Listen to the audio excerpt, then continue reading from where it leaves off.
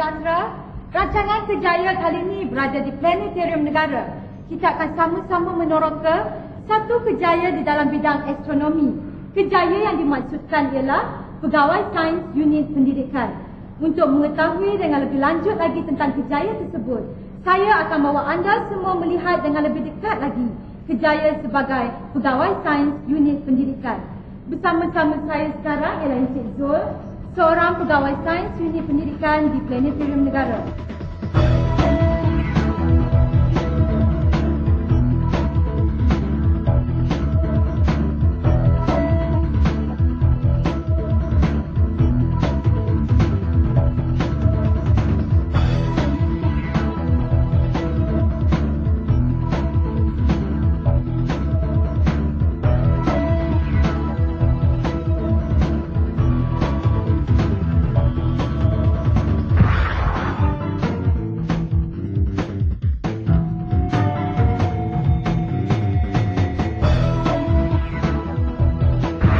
Kerjaya saya sebagai seorang pegawai sains adalah berkait rapat dengan bidang sains angkasa. Kerjaya ini banyak memerlukan kesabaran dan pengetahuan yang mendalam dalam bidang sains angkasa. Kerjaya saya lebih kepada mempromosi dan memberi kesedaran kepada pelajar-pelajar dan orang awam khususnya. Bidang sains angkasa merupakan bidang baru di Malaysia. Bagaimanapun ramai yang tidak mengetahui bidang tersebut.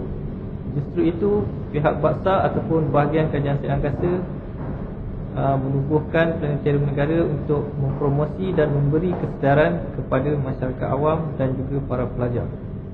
Tugas saya sebagai pegawai sains adalah banyak memberikan kesedaran kepada para pelajar, terutama sekolah rendah dan sekolah menengah.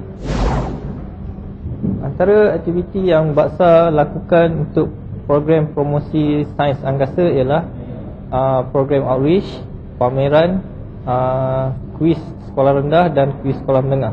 Selain itu, baksa juga menganjurkan pertandingan projek astronomi. Projek ini adalah sebagai galakan kepada sekolah-sekolah untuk melakukan aktiviti sains angkasa. Bercakap pasal sains angkasa, ramai yang mengetahui bahawa ilmu astronomi berkait rapat dengan sains angkasa. Ilmu astronomi merupakan ilmu yang tertua sekali dikaji. Namun demikian, ia merupakan ilmu yang paling sedikit diketahui oleh masyarakat. Baksa juga merupakan bahagian kajian sains angkasa yang menjalankan promosi sains angkasa. Selain daripada aktiviti pendidikan yang melibatkan student ataupun para pelajar, baksa juga menjalankan kursus-kursus astronomi untuk guru dan juga bakal guru. Kursus-kursus ini dijalankan selama 1 hari dan ia berlangsung di Planetarium Negara. Rasanya tidak lengkap kalau saya tidak ceritakan berkaitan galeri pameran Planetarium Negara. Galeri pameran Planetarium Negara berkait rapat dengan sains angkasa, iaitu ia berkait rapat juga dengan bidang tugas saya.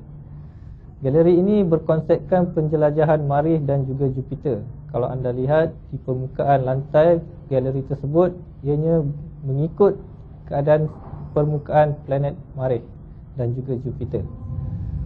Selain dari pameran, kami juga ada menyediakan teater angkasa, iaitu teater berkubah setinggi 3 tingkat, di mana tayangan filem berformat besar diadakan setiap 1 jam. Filem ini banyak mengisahkan tentang sains angkasa dan juga astronomi.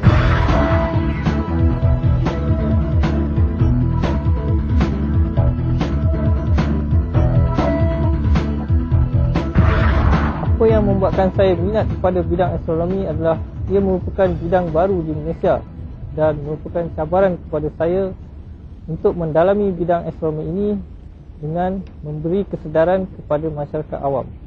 Selain itu, walaupun ia dikenali sebagai bidang astronomi, ia juga berkait dengan bidang sains angkasa. Banyak faktor-faktor yang mempengaruhi astronomi. Selain daripada menjadi seorang pegawai sains, mereka yang terlibat juga banyak berkait dengan bidang kejuruteraan. Selain itu, bidang-bidang aeronautik, sains angkasa lepas juga memainkan peranan penting dalam memajukan sektor perindustrian negara.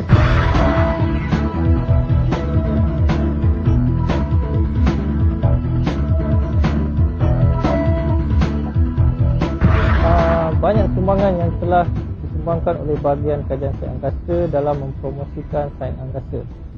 Ini penting bagi memberi kesedaran kepada masyarakat dan para pelajar untuk mendalami bidang sains angkasa.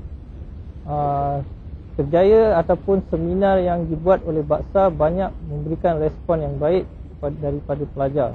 Banyak pelajar yang berminat dalam bidang sains ini, tetapi tidak ramai yang mengetahui dan tidak tahu bagaimana cara untuk melanjutkan pelajaran dalam bidang ini.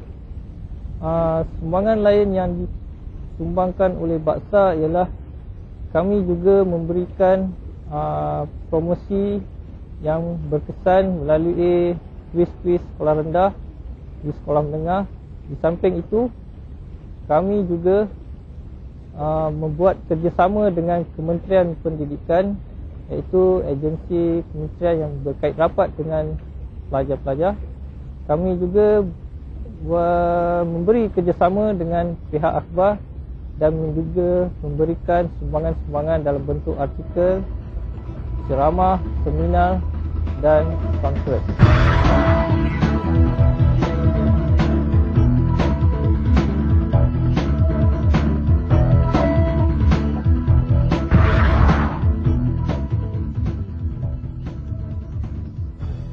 Antara kriteria pemilihan sebagai seorang pegawai sains ialah mereka perlu mempunyai ijazah sarjana muda dalam bidang fizik.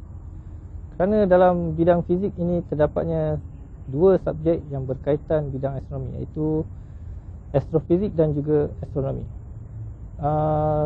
Banyak universiti pilihan yang boleh dijadikan rujukan, antaranya ialah Universiti Malaya, Universiti Sains Malaysia, Universiti Kebangsaan Malaysia, Universiti Teknologi dan lain-lain universiti. Kenapa fizik dipilih sebagai syarat utama adalah seperti yang saya katakan tadi, bukan subjek lain yang diambil kira, tetapi terdapatnya dua subjek yang berkaitan dengan bidang astronomi tersebut. Sebelum seseorang itu dapat melanjutkan pelajaran di peringkat universiti, pelajar tersebut perlulah cemerlang di peringkat SPM, terutama di dalam subjek matematik, matematik tambahan, fizik dan juga beberapa subjek lain yang dianggap bonus kiranya pelajar tersebut mempunyai kredit yang cukup baik.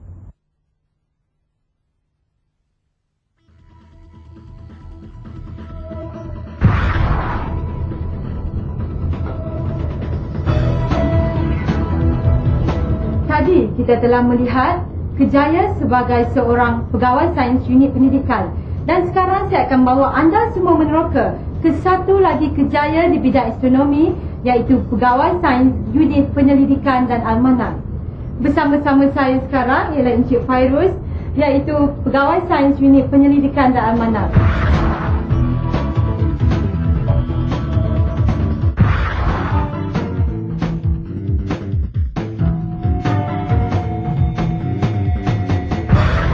Terima kasih, Cik Mi.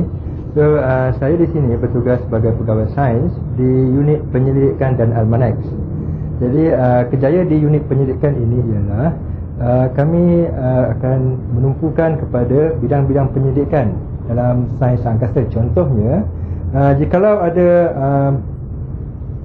astronomi event ataupun fenomena-fenomena astronomi seperti gerhana, kedatangan meteor ataupun hujan meteor, komet dan sebagainya, kami akan melakukan pemonitoran daripada balai cerap di sini. Selain daripada itu, kami juga dengan kerjasama universiti, khasnya Universiti Malaya, menjalankan beberapa eksperimen seperti fotometri dan juga spektroskopi. Jadi semua peralatan yang kita guna ialah kebanyakannya terdapat di sinilah, di contohnya ialah teleskop di sebelah saya ni, iaitu teleskop 14 inci Celestron C14.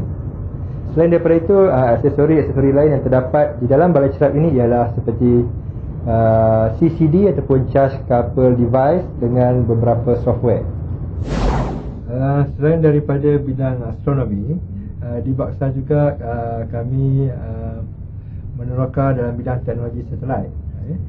Di mana sedia maklum bahawa sekarang Malaysia telah melancarkan satelit mikro yang pertama, Thermosat 1, yang dilancarkan di Republic of Kazakhstan, Volkanom, pada 26 September tahun 2000 lepas. Jadi maksudnya sekarang ni dia dah ulang tahun dah genap tahun hari jadinya di orbit. So, jadi apa yang Baksa dan ATSB ATSB ni adalah Astronautic Technology Sdn Bhd, syarikat operator yang mengendalikan Thermosat. Okay? Dan kita sedia maklum ATSB adalah syarikat milik penuh kerajaan di bawah pengendalian Baksa.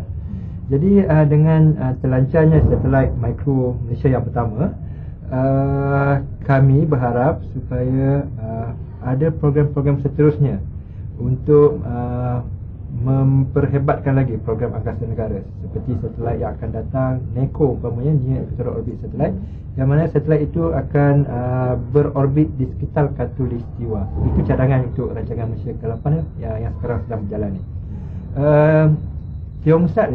Thermosat 1 iaitu apa dia punya fungsinya ialah untuk mengambil gambar bumi untuk kegunaan penderiaan jauh ataupun kita selalu panggil remote sensing application. Dia mempunyai dua jenis kamera. Satu ialah resolusi 72 meter dan satu lagi ialah resolusi 1.2 kilometer. Jadi selain daripada itu, Balai Cerap juga banyak menjalankan kajian tentang pemonitoran tumpuk matahari. Jadi tiap-tiap hari di Balai Cerap ni, jam 10 hingga 11 tiap-tiap hari, kami menjalankan pemonitoran tumpuk matahari, yang mana kami memonitor kewujudan tumpuk-tumpuk hitam di permukaan matahari. Yang mana kewujudan tumpuk-tumpuk hitam di permukaan matahari ini menandakan keaktifan matahari. Jadi dengan kewujudan tumpuk hitam, kita dapat membantu kerajaan dalam memberi amaran awal jika berlaku aktiviti matahari yang maksimum. Contohnya, lagi banyak bilangan tumpuk hitam di matahari menandakan matahari itu lebih aktif. Jadi ini boleh memberi kesan secara langsung kepada satelit negara Niasat 1, 2 dan juga Thermosat 1. Jadi itu yang dibuat di Balai Cerap tiap-tiap hari.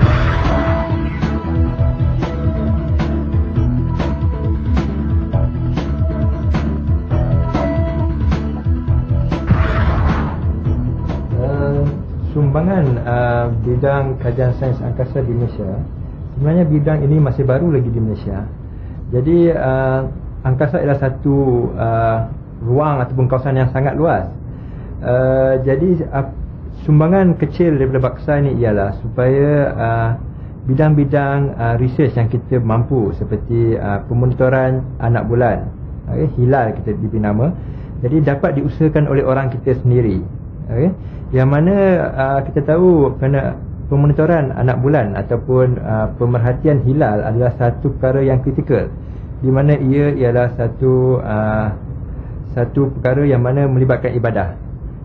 Jadi kami di Baksa bersama-sama dengan beberapa agensi lain seperti JAKIM, JUPEM dan Universiti Melaya cuba supaya kita memajukan bidang pemerhatian hilal ni ataupun tumpuk ataupun anak bulan ini. Selain daripada itu, kami juga berhajat ataupun berhasrat besar supaya bidang sains angkasa ini diperkembangkan ke peringkat akar umbi, universiti, sekolah menengah dan sekolah rendah.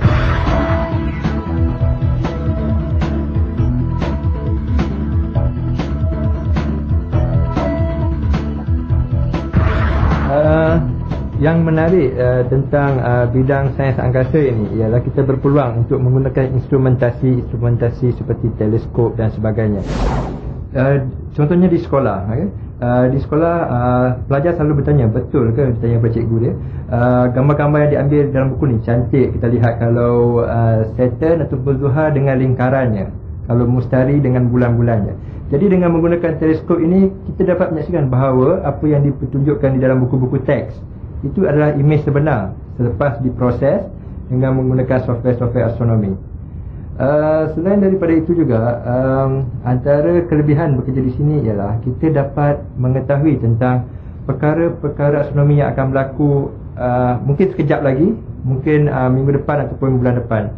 Jadi kita akan menjadi sumber berita yang utama sebelum dapat disebarkan kepada pihak awam ataupun pelajar-pelajar sekolah. Selain daripada itu, dengan menggunakan teleskop ini secara tak langsung kita dapat bersyukur dan melihat kebesaran Tuhan. Okay? Yang mana kita lihat kalau angkasa ini tiada penghujungnya, tiada sempadannya, dan kita dapat melihat planet-planet berputar pada orbitnya dengan cukup teratur. Jadi bila kita melihat dengan mata kita sendiri, kita akan dapat bersyukur bahawa alam ini sangat besar, tiada sepadan, dan kita ni hanyalah satu pencerap kecil ataupun yang sebahagian kecil daripada alam semesta ini.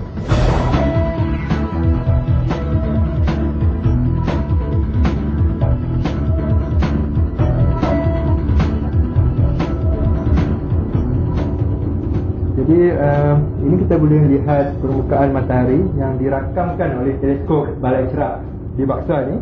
Jadi kita boleh nampak permukaan tumpuk matahari yang berwarna hitam tu. Jadi ini menunjukkan kawasan-kawasan aktif di permukaan matahari. Dan kita boleh lihat permukaan matahari tumpuk ni yang jelas ni warna hitam ni. Ada yang saiznya kecil berkilo-kilometer dan ada yang sampai saiznya hanya hampir ke saiz bumi. Okay? Jadi lagi banyak bilangan tumpuk-tumpuk hitam di permukaan matahari ni, seperti yang saya beritahu di awal tadi, menandakan lagi aktif matahari. Dan kata kalaulah kita berpeluang, kadang-kadang kita dapat lihat di pinggir permukaan matahari itu ialah ombak gas ataupun yang kita beri nama prominence. Ombak itu kadang-kadang tingginya hingga beratus-ratus kilometer. Okay? Dan prominence ini banyak berlaku ketika matahari sedang aktif. Selain daripada itu, di matahari juga berlaku beberapa fenomena lain seperti coronal mass ejections dan juga flare. Jadi kita boleh lihat di sini image spektrometri yang dilakukan dengan menggunakan alat spektrograf dan juga gambar peta langit di waktu malam.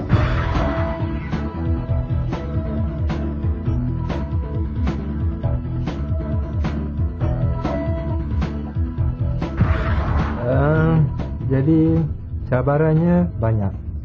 Antaranya ialah di Baksa ini ialah kekurangan tenaga pakar.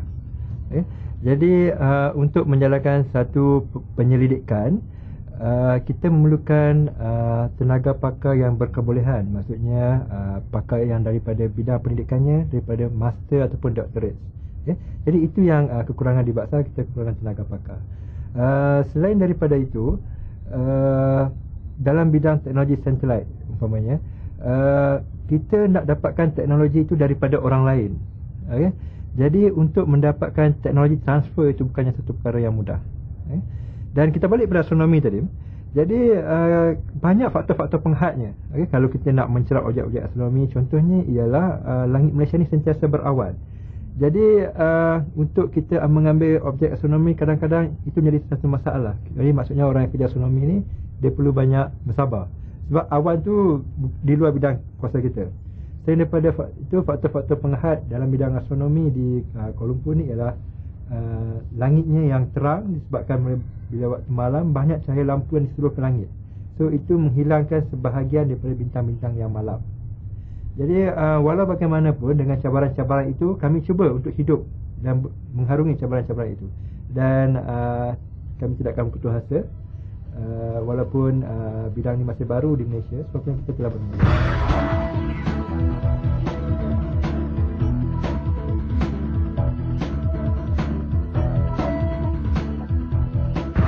Untuk menjadi pegawai sains di Baksa, khasnya kelaikan-kelaikan yang diperlukan ialah pertama ialah kelulusan yang cemerlang di dalam Sijil Pelajaran Malaysia, iaitu SPM. Dengan keputusan SPM itu, saudara akan berpeluang untuk masuk di mana-mana universiti yang menawarkan kursus astronomi. Secara khususnya, jikalau anda berminat untuk menjadi seorang ahli astronomi pada peringkat awalnya, di Universiti Melaya ada menawarkan kertas ataupun bidang astronomi. Dan bidang astronomi di Universiti Melaya terletak di bawah Fakulti Sains, dan di bawah Fakulti Sains di bawah Jabatan Fizik. Dan kalau berminat di dalam bidang teknologi angkasa, Universiti Sains Malaysia, Universiti Teknologi Malaysia dan Universiti Pertanian Malaysia menawarkan bidang-bidang teknologi angkasa seperti bidang remote sensing, bidang design dan reka bentuk satelit di USM, dan di UKM di bawah kejuruteraan elektrik dan elektronik terdapat pensyarah yang berkaliber dalam bidang astronomi ini. Semoga kejayaan yang dipaparkan tadi akan menjadi panduan kepada anda semua untuk membantu memilih bidang yang anda minati.